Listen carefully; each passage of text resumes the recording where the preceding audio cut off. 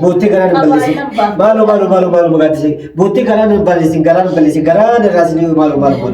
Ani isin wajjin nyaadheetiin isin wajjin nyaadhee isin nyaadhe nan beeka. Isin balleessi. Assalaamu alaykum wa rahmatullahi wa barakaatu. Akkam nagaya fayyaa. Shamaa nagayni balaadha jirra jirtu hordoftoota fi daawwattoota keenya ni haa dhufu yuuyyaa. Wallaahi amma ofitti deemnee jirra. Akka malee gammachuun hammana hammas hin jenne diqqoosi. Nuti dhagamee jira.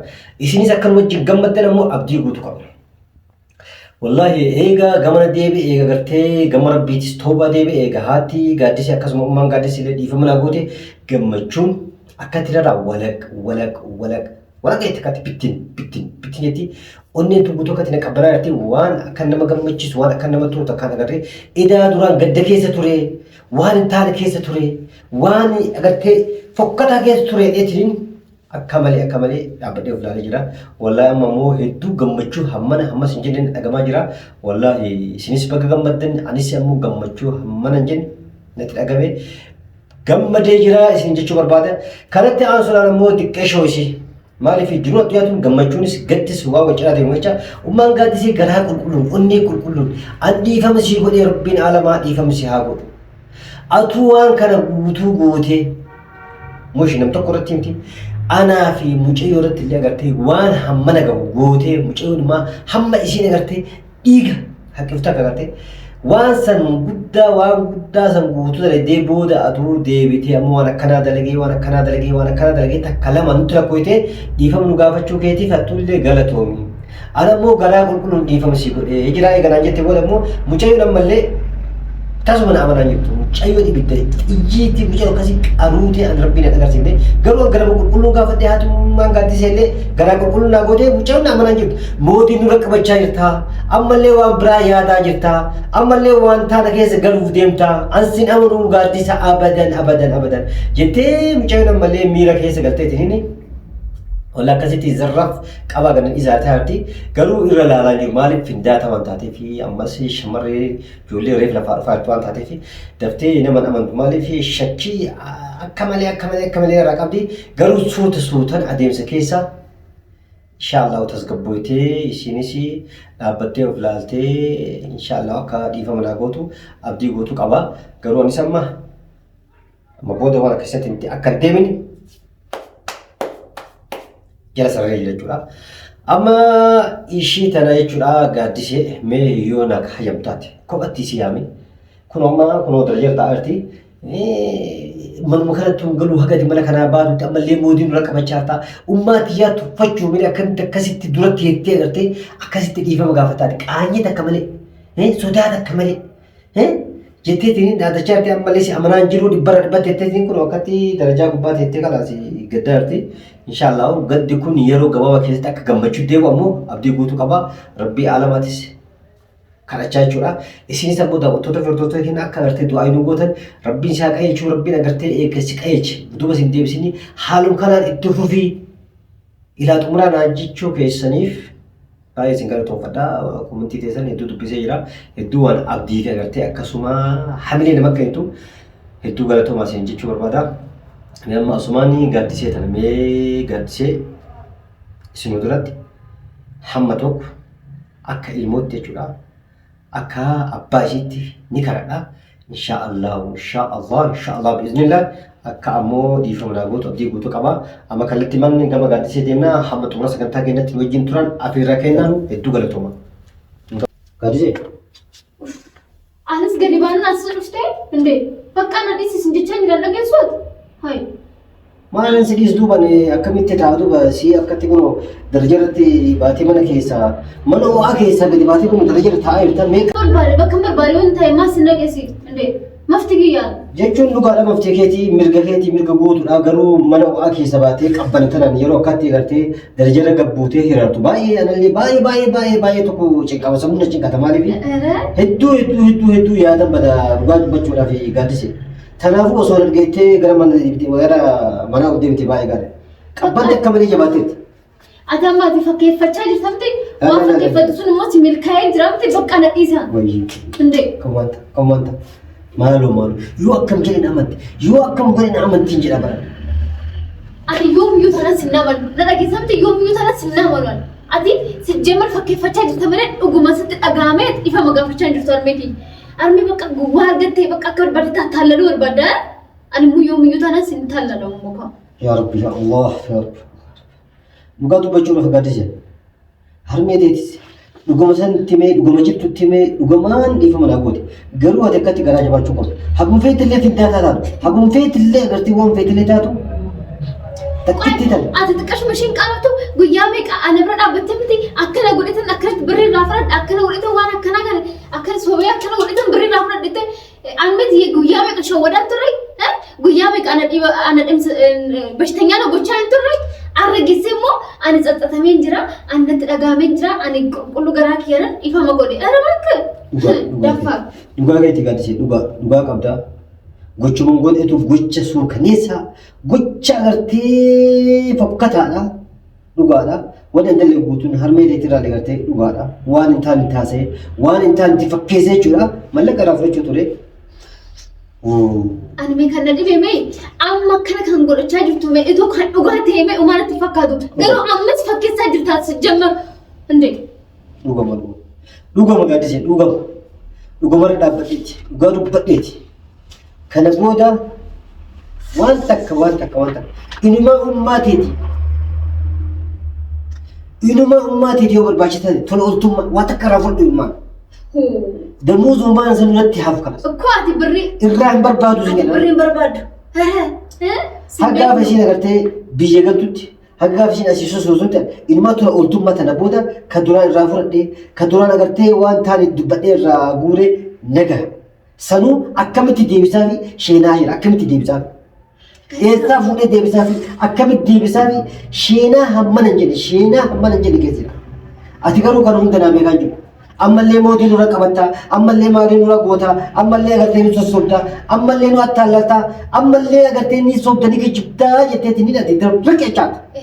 Ana moo bakka sadii. Dhuguman jechaa jira indee ani mee guyyaa meeqa si argitan jira sirratti nan beeka si jammaraati yoomiyyuu taanaan xaxxatamtee nama dhifama nama gaafattu miti. Indee amma gara kamiin maallaqa argachuu danda'a gara kamiin shawwaduu danda'a jettee itti yaaddeeti halkanii guyyaatti yaadde yaada kan si jammar.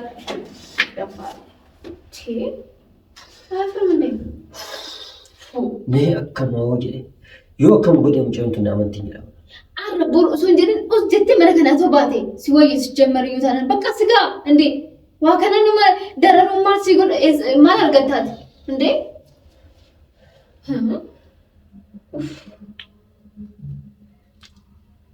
Amma shaasi maal gootu indee. Situ lagaddiisiisan jedha gaddi. Hai eegee maraadhe waan sinaa qotaa kun jirame ndoomu meel manaa bahu kiyyame hin gammadaa miti kanaafuu dhiisi. An kana booda rakkoon ta'e rakkooticha. Dhimmi kee dhimma kee. Maal immoo kan inni ta'a? Gammachuu ta'e malee an kana booda. Maal taatan?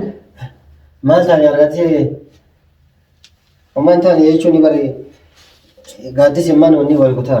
Gaaddisi matanaan xiqqoo ishee dhiifama karaa dheetiin kophaa ishee asitti mucaan tun. Kophaas teettee gibbii keessa taa'uu hin danda'u indee maal jechuun ani gibbii keessa taa'uu hin danda'u mana keessa taa'uu hin danda'u. Argattisi? Indee keessa. Bakka kophaa kiyya of dhaggeeffachuu barbaada as taa'ee indee.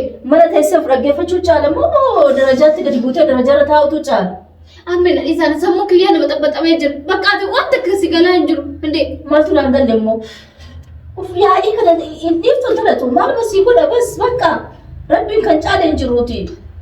Namni tokko darabbii jedhaati na dhiisaa latu si itoo garaa qulqulluudhaan namni akkas jechaa jiraati mee rakkoo qabu dhifamni mee kan rabbiiti garuu muudiin irratti qabachaa jira angoomiin nu attaalala namichi kun indee mana keenyatti akkamitti indee kulmee dhaabbataan nu ajjisaa jira mee sijjamman indee.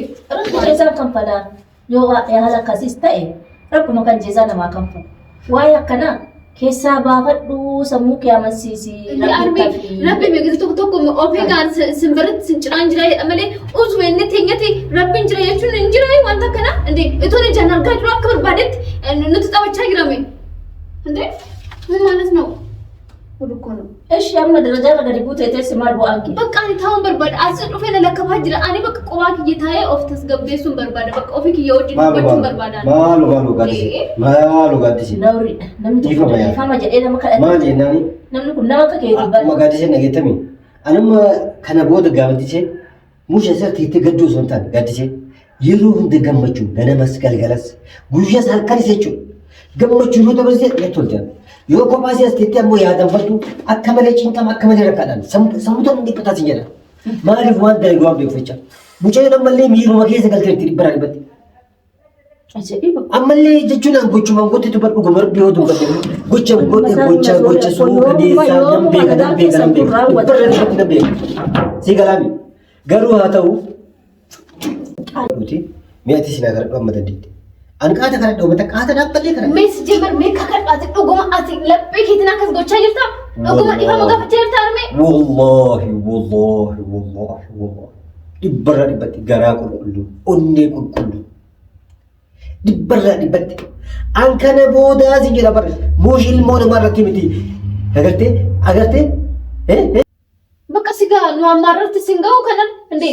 Sina maal sidii silee gaaddiseen? Cinqamaa jira rakkachaa jira sin jechaadha bara. Amma mirgixanyaadha ishee amma deebitee akkanatti dhifama nu gaafattee keessaa nu firiidamiidha akka maatiitti si ilaallee booda immoo gisee nu haa xaqqaate akka boonyi barbaadee moo maal jechuudha? Abadan. An amma booda bishaan jiisu hin jedhama. Bishaan. Yaan talatu. Muushi isin irratti agartee isin warra wajjin nyaannee wajjin dhuunee miti. Nama biraa irrattuu ani akka kana kan dalagdee amma booda taasuma sammuu kee keessa hin jirtu. Arme ani bee nama dhifama gochuu dhiisuu barbaade miti mee garuu namichi kun nu hattaallalee nutti fakkeessee booda nu wajjin nyaachaa dhugaa nu fakkaatee amma lammataa irratti hoonu midhe isa gaafachuudhaaf nurraa bareeda nurraa hin bareedu. Hin bareedu. Indee. Hin bareedu. Hammarraa kana godha jedhee yaanne.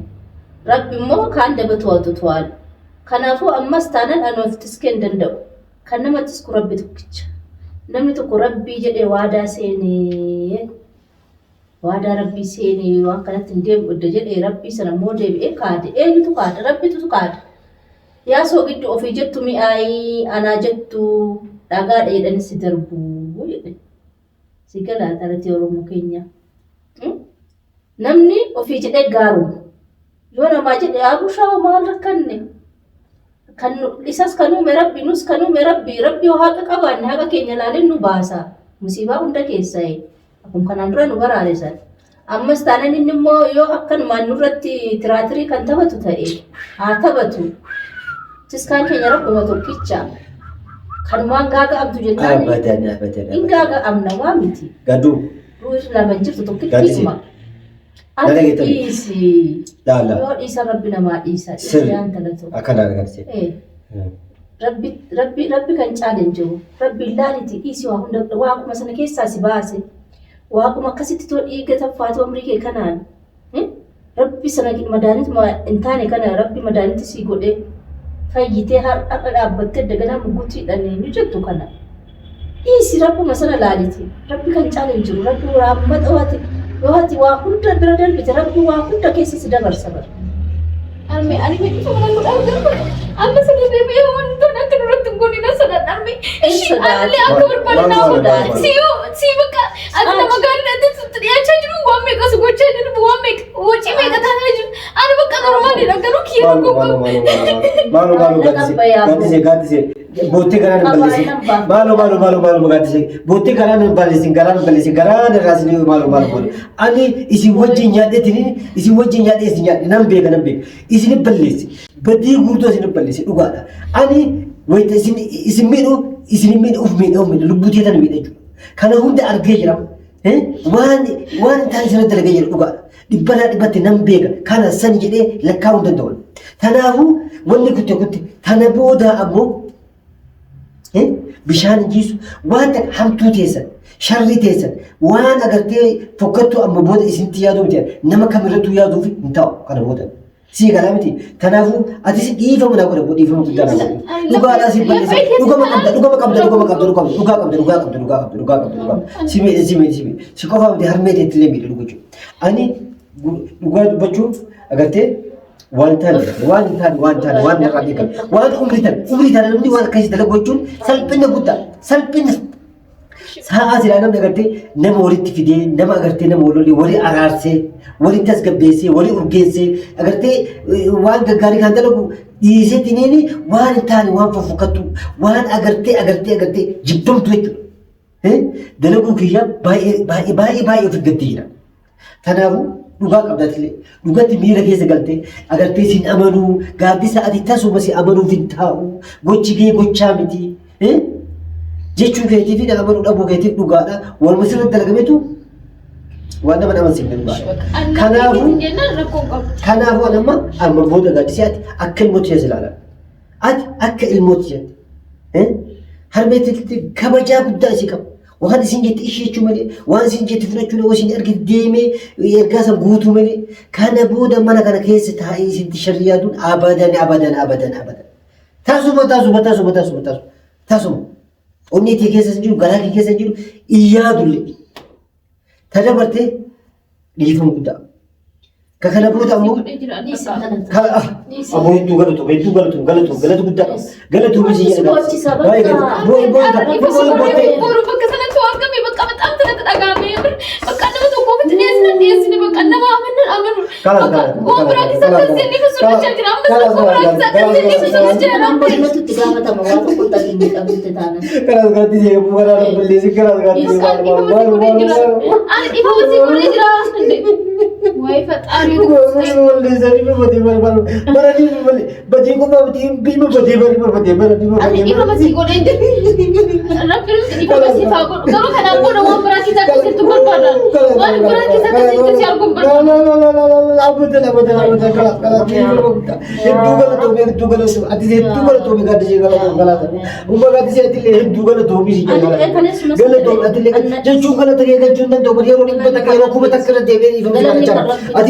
malu galatu galanni kan rabbi tokkichaati خلاص إيفما خلاص دلقاتي تفوا أقولتي كبجا وجيرا أنا كبجا أقولتي هم تك أقولتي هم تك سير أيوم بربودن أنا قاعد سيكون بودم تك هم تك خلاص تلو أنتم ما نقومان خلاص نقومان خلاص خيري زيادة غاري زيادة من أمم بود خلاص ولا أجيادو كنا بودا نمجيو أبو الحمد لله كيف تفو رب سياسة هدو قم تيجرا هدو قم تجوب دنا نجامي إيشنا أقولتي يكاد إيفما نقول فيسري هدو قالتهما يشوف بعدتي كلام بدو وان بدو كقبل مال سينو بدو بكلام هم نكبوا أنو كرتي وان كرتي